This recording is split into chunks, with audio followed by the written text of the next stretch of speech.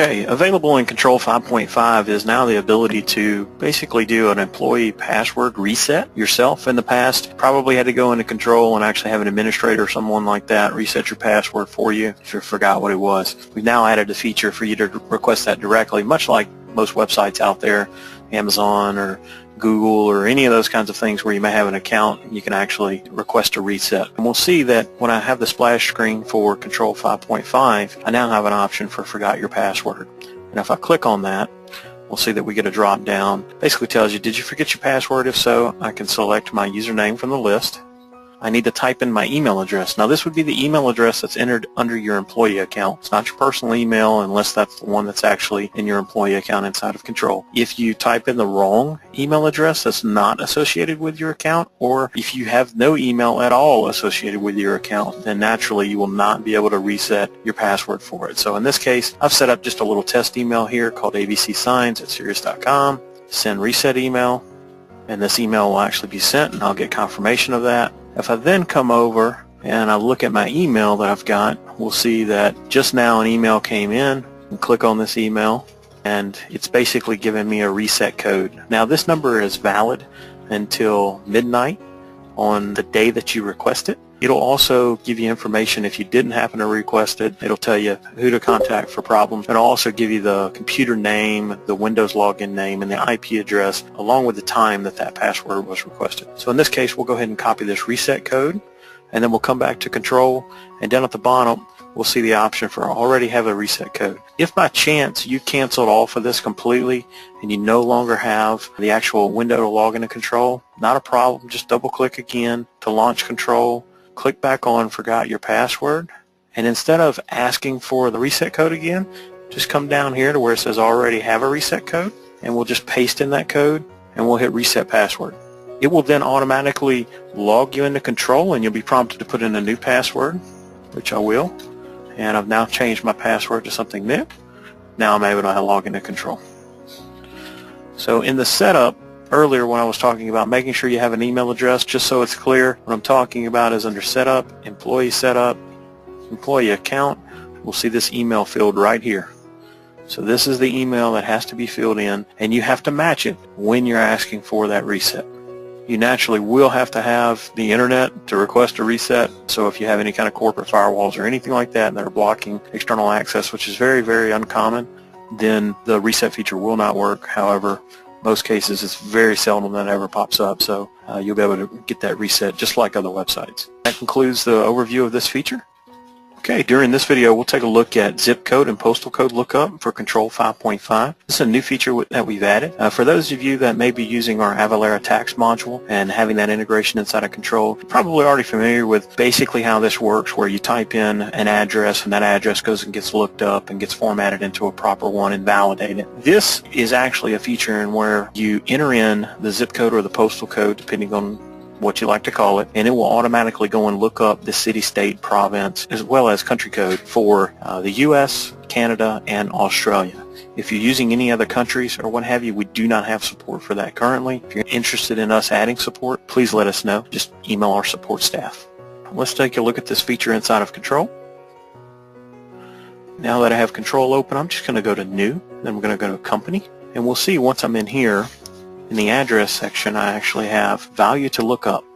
And if I type any valid postal code in here, like 70816 for instance, which is Baton Rouge, and I tab out of the field, we'll see that it actually has sent a request off to our service that we maintain, along with all the postal codes and city, states, and zips and so forth. And we've looked up and actually have that information in there. There are configuration options if you do not like the automatic lookup and you want to turn that off. If we come to Setup and System Setup, we'll come on down under Miscellaneous. You'll see Address Options. We'll go ahead and click on that, and over on the right hand side, if I hit Edit, I can actually uncheck this.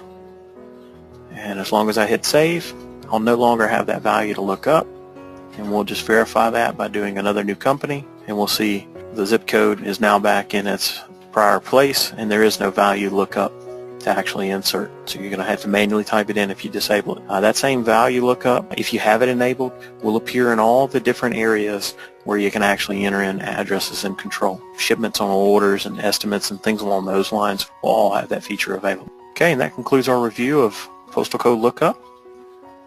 Okay, in this video we're going to look at the line item and proof date enhancements that have been added to Control 5.5. For those of you that have used these in the past, you know that previously there was just the option to actually specify the date of the line item for the due date itself. The proof date was not available at the line item level, and the times of those particular dates were also not available. So we've added that ability for you to specify those times, and also just improve some of the navigation to cut down on clicks. Previously, a lot of users were having to edit the order and make those changes directly on the line items or what have you. So we've actually added some right-click options, embedded some stuff into the instruments on dashboards just to really reduce some of the clicks and improve the workflow.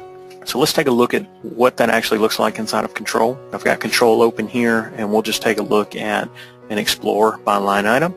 And I've got just a sample order here on the screen where I've got 4 different line items, 1, 2, 3, and 4. And I've got a due date specified right now on each of these line items. We'll see on the first line item I've got it at October the 15th at 4 p.m. These 3 are at 3 p.m. I've got a proof date, so forth, and who did it. If I wanted to change any of these values on a particular line item, I can simply just right-click on the line item, and we'll see that I have options here for change due date and change proof options. We've added these to the top level menu so that you no longer have to dive into the line item options, just improving the workflow a little bit better. So right click on this and hit change due date, and let's just say, well, I really want to make this the 14th and I need this to be maybe 2 p.m.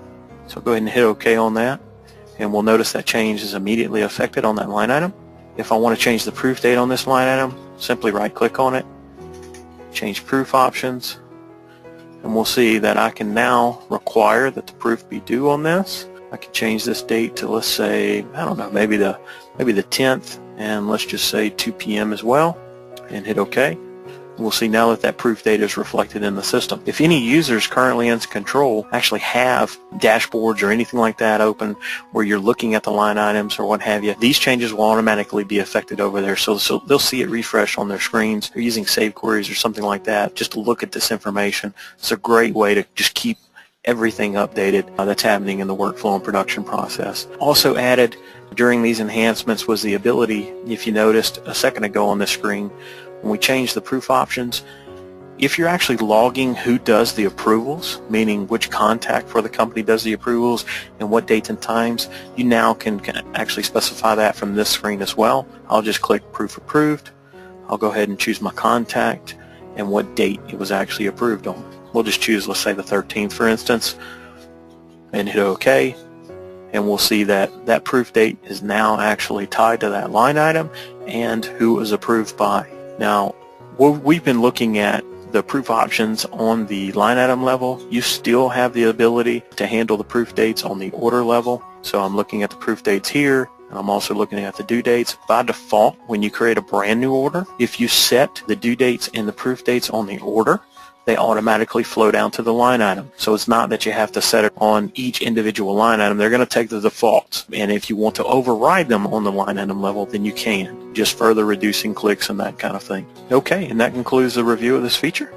In this video, we'll take a look at the estimate to order cost transfer feature that's been added in Control 5.5. For those of you that have been doing job costing over the years, you're usually used to probably having an estimate there. Maybe you've actually tracked some actuals on that, maybe some design time, or it could have just been any different types of labor that actually went into securing that job. Fortunately, in the past, those costs associated with those estimates have really remained with them. So if you then converted that estimate to an order and you try to look at the total profitability on that order, you had to actually go and fetch that estimate and look at the costs there and add them in manually so that you can get a true scope and understanding of what your margin was. In Control 5.5, what we've basically done is allow you to take the costs that are on that estimate and actually have them transferred during the conversion process over to the order. So essentially what happens is it takes those costs that are there and attaches them as part usage cards along with the relevant costing that's already happened on the estimate to the order, so that when you're looking at your true profitability of that order, I no longer have to go and jump and take a look at that estimate and add that stuff in manually. So let's take a look at how that actually appears inside of Control. So if we open up Control here, I've got just a little sample estimate that I've done. It's a very simple little one. It's basically got a design line item on it and just a banner, just to kind of illustrate the point.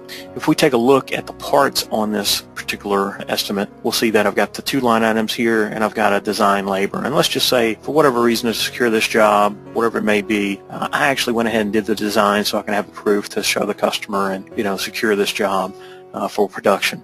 So in this case, let's say the designer had actually done that and he wanted to come in here and log the actual part usage. Well, introduced in the very later versions of Control 5.1 was an idea or a feature that we refer to as inline part usage. So previously you probably had to go and either clock in and clock out to do that labor time and the posting of those actuals, or you maybe created a production usage card manually. Now in the later versions of 5.1, you'll see that I can actually edit the order directly, come to the parts tab, and I can say, well, I actually had actual usage of 1 hour, and I can hit save on this, and we'll see that now I actually have a recorded actual usage of 1 hour on this estimate. If I come over to the activities tab, we'll see that that part usage has actually posted, showing that 1 hour of time as well.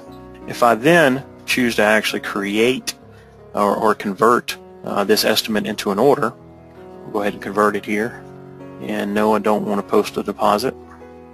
We'll see if I come over to the activities tab, and we'll see at the time that it created the order, it actually posted the GL entries to transfer that cost and the usage card that went along with it. And that's basically how the transfer worked.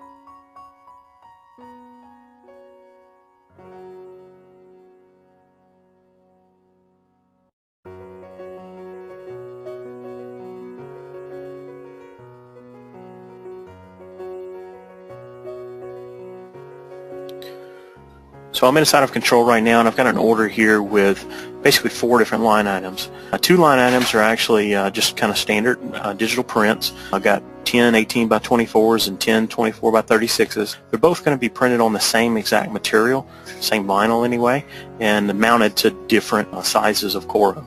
I've then got a flatbed print, so it's a 4 by 8 sheet basically that I'm doing, and I've got some design time. Now, for those of you that are familiar with some of the inline part usage enhancements that came out in the later versions of 5.1, we'll see that this is really an enhancement or upgrade beyond what those capabilities added. Quick summary on the inline part usage: it basically allows you to post actual part usage from the parts grid, whereas previously you were probably doing that in production terminal, may have been doing it from the part usage card dashboard or any of the other methods that you would actually use to do that. So if we look inside of the parts tab right now, what we're looking at is a detail view. You'll notice a little drop down here that's new.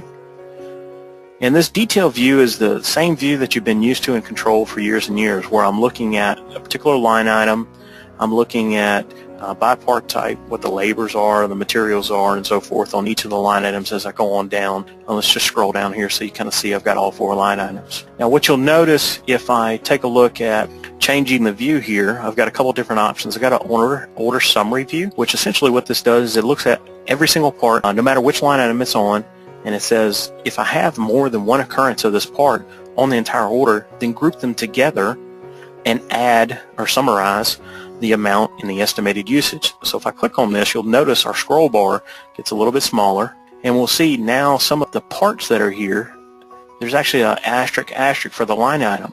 And basically what that means is when I switch to the order summary view, it found that print labor was on more than one line item. It found that print ink and the 3M IJ material, the vinyl, was actually on more than one line item as well. So it's taken all of those and added up the estimated usages on them to give me a summarized amount. One of the other views that's available is top level item summary. Essentially what this does is control supports the parent to child to grandchildren, the promote and demote on the line items. So if we switch to the top level item summary and I had a parent line item and maybe 2 or 3 children that also had some of the same materials or labors, then this view, what it actually does is it summarizes things up to the top level line item. It doesn't go all the way to the order, it just goes all the way to that top level line item. Item summary, just like it sounds, it basically says, hey, if I've got multiple materials, multiples of the same material on a particular line item, then group those up for me. By and large, we think that most people are likely going to use the order summary view quite a bit. And to post that usage, essentially all that you have to do is just edit the order. I'll come over here and let's just say, when I was doing all these prints, I knew that my particular material usage, because I had them ganged up and they all ran through the printer at the same time, I don't know, maybe it was 42 square feet or 42 linear feet in this case anyway. So I can just type in 42. I can then come to ink and let's just say based on the usage or what have you, I had 160 square foot of ink, and labor, let's just say maybe I had an hour of labor. And if I go ahead and save this, go ahead and type in my reason. I've got a notification on inventory levels. We'll just hit OK. And we'll see that this usage has actually been posted on the screen. If I then take a look at my detail view here, which is going back to the line item view, and I come and I take a look at this particular material, we'll see that a usage card down here has been created for the proportional amount of material that should go to this specific instance of this material on the order. And we do those calculations. Basically, we take a look at the estimated usage, what is already been posted in actuals, to figure out the difference, to figure out what amount proportionally, based on that 42 feet that I typed in a minute ago, should actually be applied to this particular instance of the part. Same thing for the next one and on down. I think in total we maybe had 3 uses of this material at some point. Maybe it was just 2. No, it was 3. So 1, 2, and then the third one down here, and you'll notice I've got the usage cards for each of them. One thing to point out when we're looking at the detail views in here, if you're routinely working at the line item level inside the order, and you have a pricing form open, and I'm looking at the parts view in here, you'll notice that we can change the view to be a detail view, which is just this line item. I can go to top level, or I can go to item summary. I do not have the option for order summary because the focus of this screen is all at the individual line item and down. I can never go up. So just be aware of that if you're ever working inside of the screen. Okay, and that concludes the video and review of distributed part usage. Thank you.